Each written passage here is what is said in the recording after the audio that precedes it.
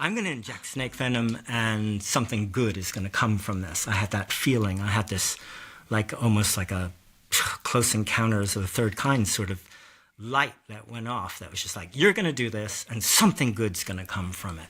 So when I came to England, my first job was working in Walthamstow, and I was working in a place called the Vivarium, which had venomous snakes and spiders and everything.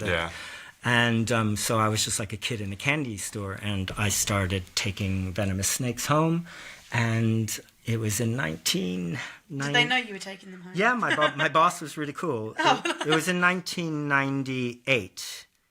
No, 1988 is when I started, 88. Yeah.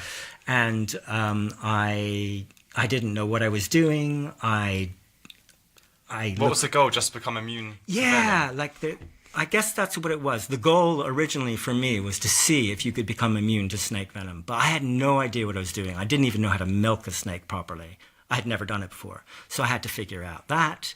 I had to, figure out how to safely grab this viper. And then I milked it, and I got the venom out.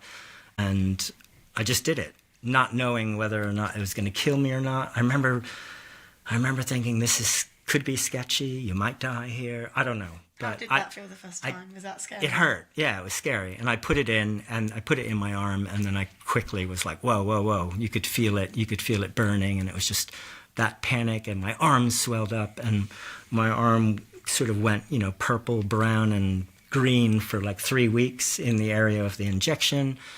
And it took me about 4 or 5 months before I gathered the confidence to do it again. But there was like an instinctual confidence.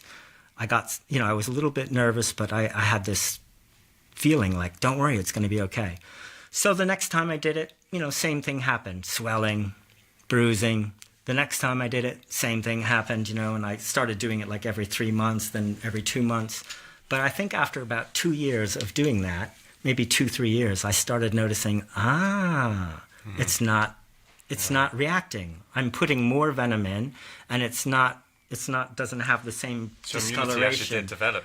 Yeah, so I started, with my own eyes, started going, okay, cool, I'm becoming immune to this. I'm becoming immune to it. And then I carried on, and after about 5 years, 6, 7, 8, 9 years, I started just doing more, and I started experimenting because I was a singer, and everyone would always get sick and on tour and sharing microphones and getting throat problems. I started gargling with rattlesnake venom.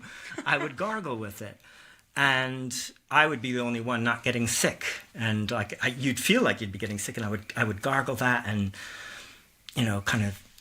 and then the next day you'd feel right as rain. And to this day, I still do that. And my girlfriend does that. If she feels she's getting a cold or a sore throat,